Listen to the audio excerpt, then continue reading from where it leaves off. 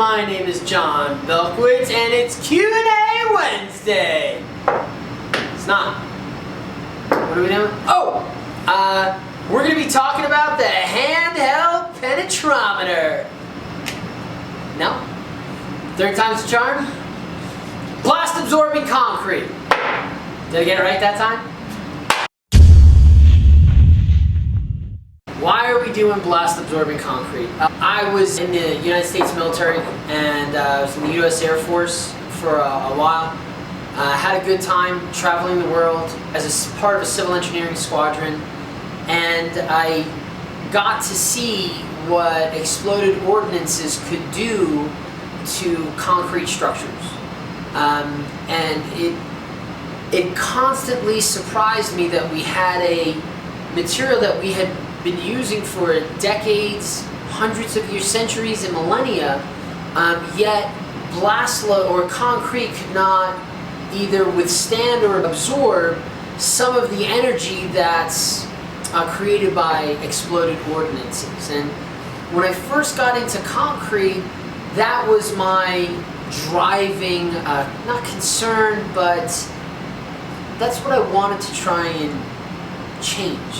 Make concrete that absorbed energy that couldn't be transported to, hurt people or assets. Because there's two things that a blast energy load can do to concrete. One, either break it or to move it, and normally it's a combination of the two, and it's a form of moving concrete or shrapnel. I don't know if that's really the right word. What I wanted to do was create a concrete that when the blast load hit it, instead of transmitting that energy through the concrete, it actually broke in on itself and absorbed that energy from the destruction of the own internal network. I was thinking of one of the tests that we got to do one of the Army Corps facilities, where we had this 4 by 8 foot section that we put an air load to that had a certain blast energy to.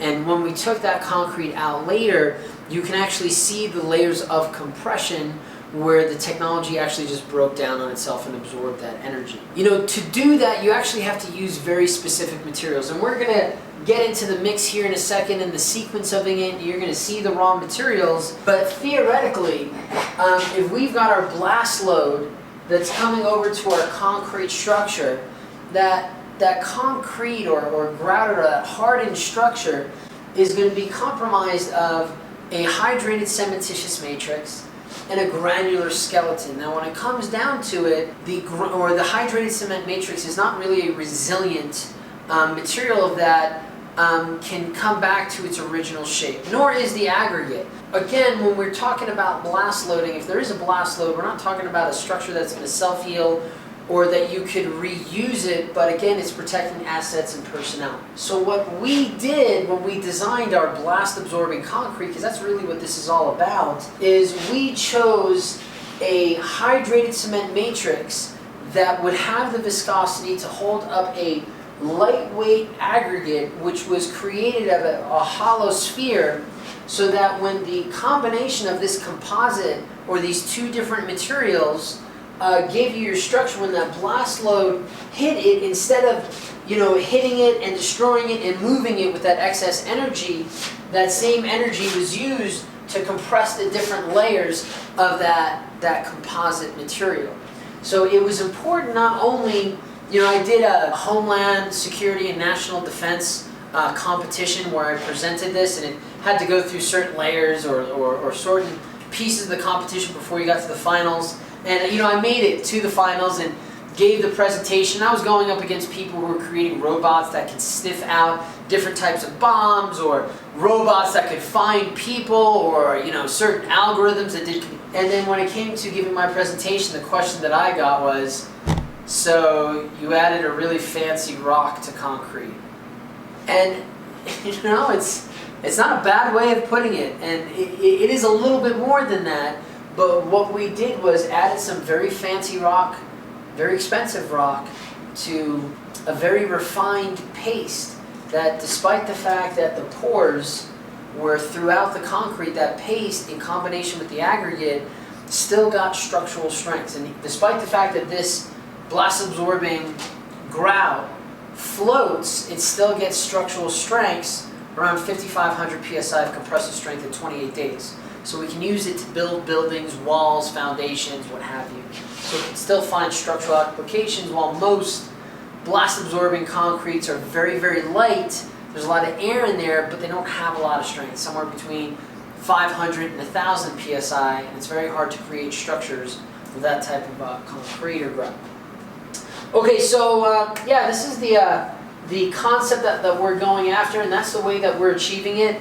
So what we're using here, and Patchouli will do a close-up of it, are these hollow spheres. These, I think they're soda lime borosilicate, and it's an expanded ceramic that has a very light weight but a very high crushing strength. And this is that fancy aggregate that we were talking about later. And we're using different gradations of it, and you know, we are using a type 1-2 ordinary Portland cement. So this is just, you know, your regular type 1-2 that you can see in the back of a ready mix truck, your Lowe's or Home Depot, not really special.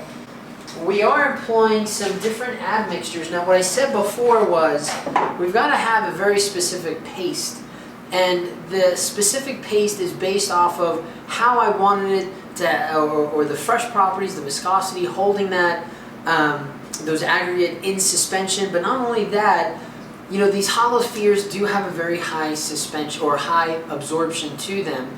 And what I didn't want is I didn't want too much of the paste being monopolized by the absorption of the aggregate. While I did want that to happen, I wanted a very quick gelling to happen once we started taking mixing energy away from the concrete, or the grout for that matter. So we've got a high range water reducer that allows us to get down to a 0.36 water cementitious ratio while still having a nice creamy and dreamy mix for a certain time. Also used a sodium nitrate and calcium nitride combination, or accelerator combination, or non-chloride accelerator. This is going to help me with that gelling. So will this once I take energy away in combination with this, but more so the true viscosity modifying and densifying agent that I used was a colloidal silica, and this is you know, a great technology for that viscosity modification. But more so if you're trying to create a denser network or a more refined paste, this is a great product. It's a finer version of your silica or pozzolanic based products, and not only is it going to give you that resistance to lateral shear, but also that instantaneous pozzolanic reaction, a higher cementitious efficiency, and a denser network that's going to hold everything together, especially under, you know, these catastrophic loads. So I'm going to mix this up in the Hobart. We're not doing any big samples. I think we might make up a couple cylinders or a couple cubes. But in the way of testing, we've got some fun videos to show you of the type of blast loads that we threw at this thing. Stick around! In the next video we're going to be mixing, and after that in part 3 we're going to be doing testing. Go concrete! Beat asphalt.